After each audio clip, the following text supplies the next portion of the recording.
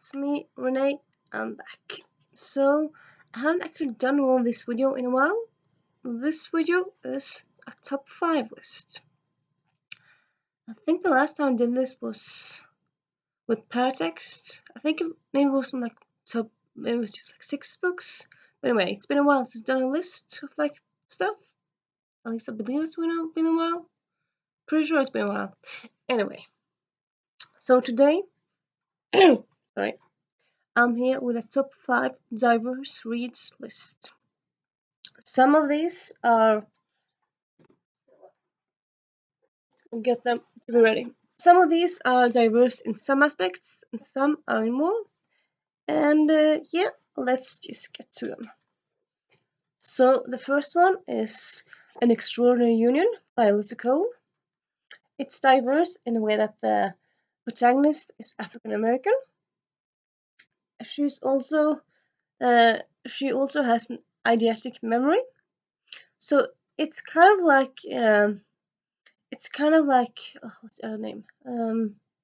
It's kind of like photographic memory, but it's more because she can remember everything she hears, sees, and reads. So she remembers everything, absolutely everything. I really love that aspect of this book, and I suppose maybe that's not diverse, like because it's not a mental health illness, but it's an aspect. But yeah, anyway, it's diverse in a way that it's African American. Other than that, I was about to say that more stuff happens. I really just a few weeks ago. You'd think I remembered more. I believe there might be a queer aspect to it in some small way. I'm not completely sure. But anyway, it's diverse in the way that it's black centered. And as I said before, I love the book. It's funny, fun, it's powerful, empowering, and just so swoony, and I just highly recommend this one. Then we have Heart of Iron by Ashley Poston. So this is actually a retelling of Anastasia Romanov. So people probably heard of the story from the 24th Century Fox movie, but yeah, it's also real life history from Russia, from the revolution.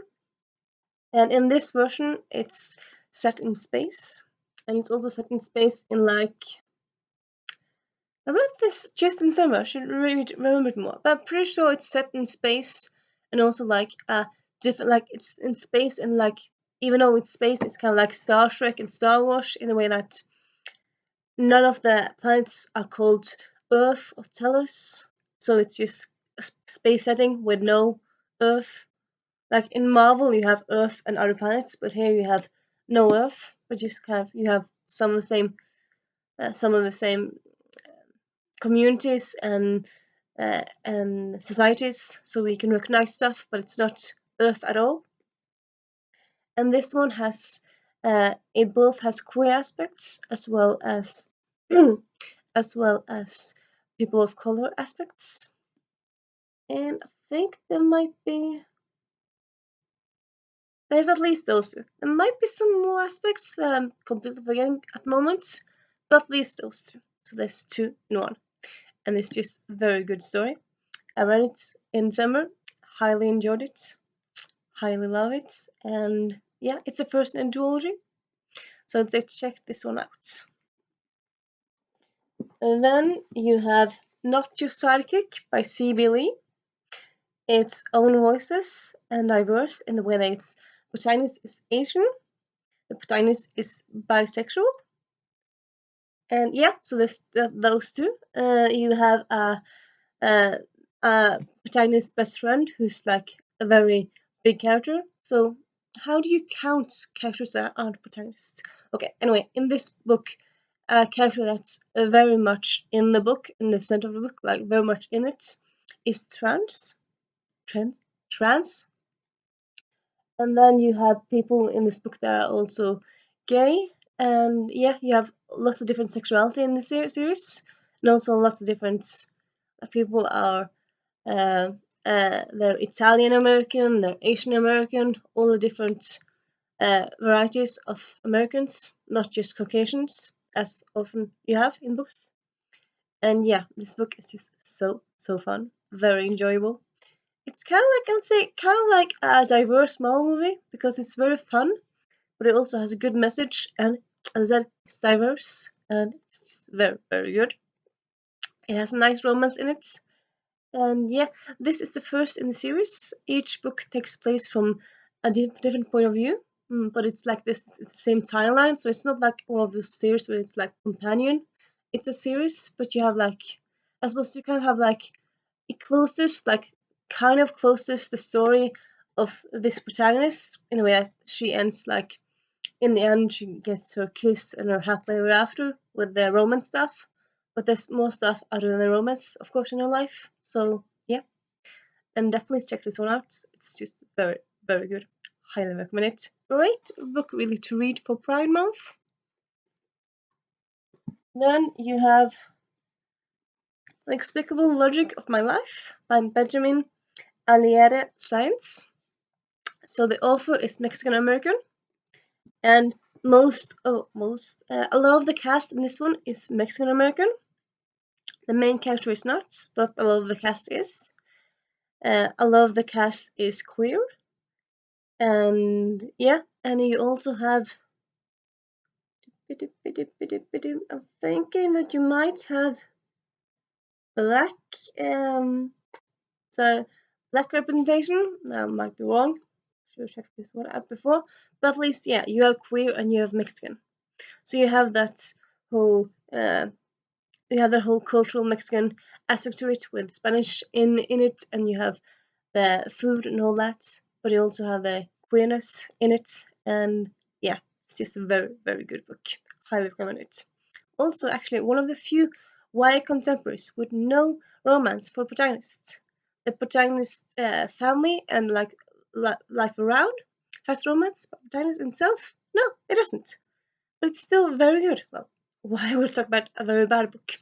So yeah, if you want a book that's not centered around romance, check this book out. And then, lastly, we have Timekeeper by Tara Sim. You know what? I'm just gonna put it here. No, well, yeah, Timekeeper by Tara Sim. So this is the first in a trilogy. I was about to say by Tara Sim. Well, obviously, often that's how it works, really. And the protagonist in this one is gay, and the love interest is also, I think, is gay. He might pan, but I'm pretty sure it's gay. But yeah, so there's queer aspects to this one, and then you have a character that's very much in focus. In the first book, she's not that much in focus, but she gets more important, and she's she's a quarter Indian. So you have that diversity here there, and and yeah, that's that really. So you have lots of cool aspects to that, like you have queerness in it, and it's quite some fun queer aspects to it. And it's set in historical London, in a alternative London, but like a lot of it is similar to what we remember. And yeah, it's just very fun. So if you want to read a fun queer romance steampunk fantasy book set in the past, well, most steampunks set in the past, but yeah, check this one out. Though it's a bit of a warning. I kind of think this is a very good book. Second and third book, not that great, but it's still worth a shot. Still worth to check it out, really. And also, who am I to say what you like and not? Maybe you'll love the whole trilogy. I don't know. And yeah, so that's my recommendation of 5 books that are diverse in different ways and that you should definitely check out. This is me saying Renee out.